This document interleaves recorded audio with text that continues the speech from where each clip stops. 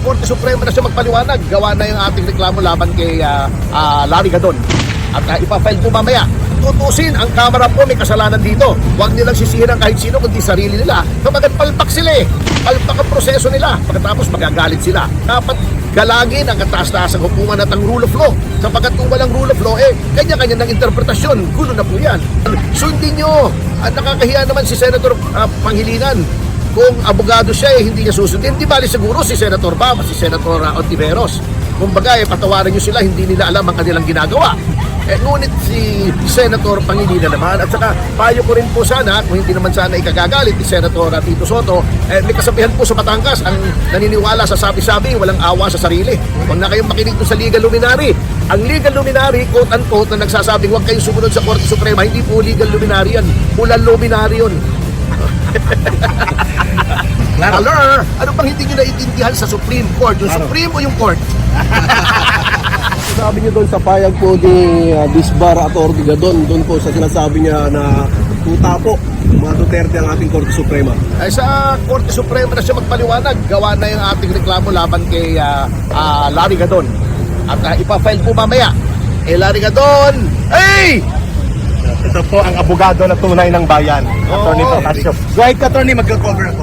Naka-live ka rin. Opo, thank you, Tol. At ito nga, maaga tayo rito. Kapagkat ito po ay walang politika ito. Etong rally na ito ay para sa suporta natin, katulad ng sabi ko sa ating kataas-taasang hukuman, na tinutuligsa po at binabatikos ng kung sino-sinong mga ulalo dahil lamang hindi nila nagustuhan yung naging outcome noong kaso laban doon sa impeachment. Kung tutusin, ang Kamara po may kasalanan dito. Huwag nilang sisihin ang kahit sino kundi sarili nila. Kapag palpak sila palpak ang proseso nila. Pagkatapos magagalit sila.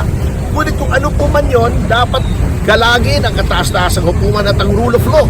Sapagkat kung walang rule of law, kanya-kanya ng interpretasyon. Gulo na po yan. Nananawagan nga po rin ako sa ating mga senador na huwag nyo na pong gawing platform to sa inyong mga makasariling agenda.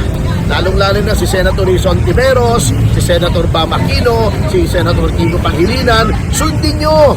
At nakakahiya naman si Senator Pangilinan.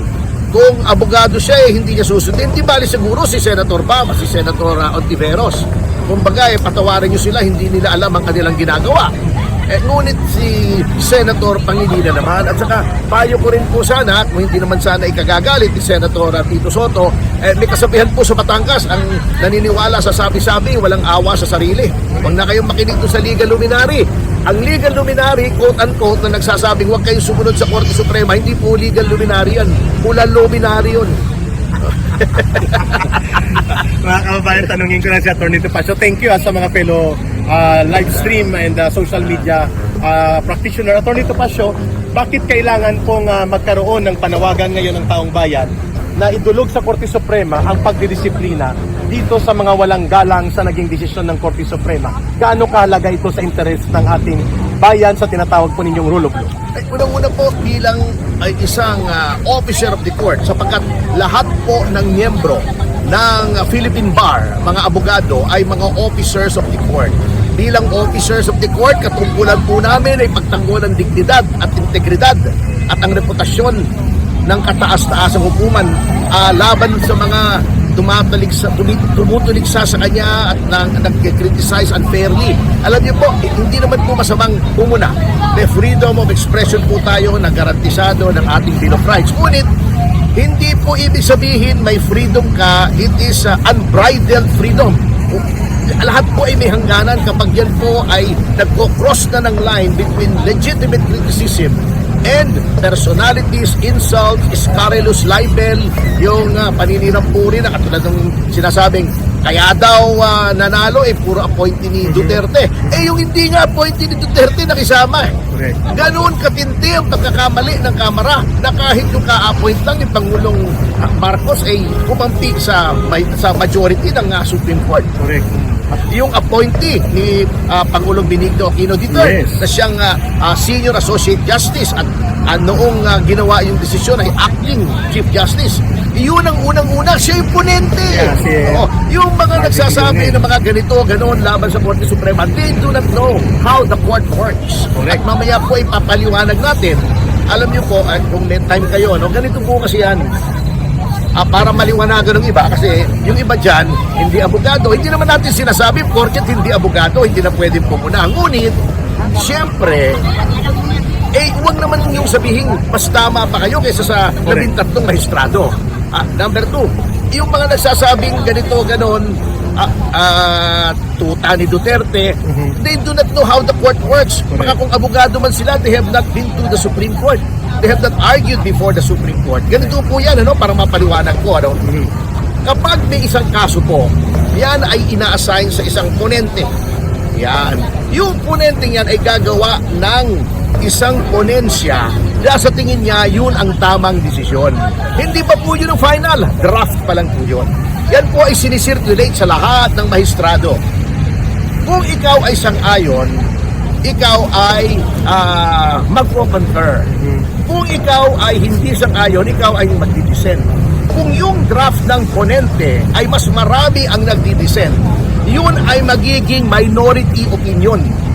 Yung majority na hindi sumasang-ayon doon sa ponensya, sila among themselves, so may mag-a-assign ng isang tao who will write then the new majority opinion.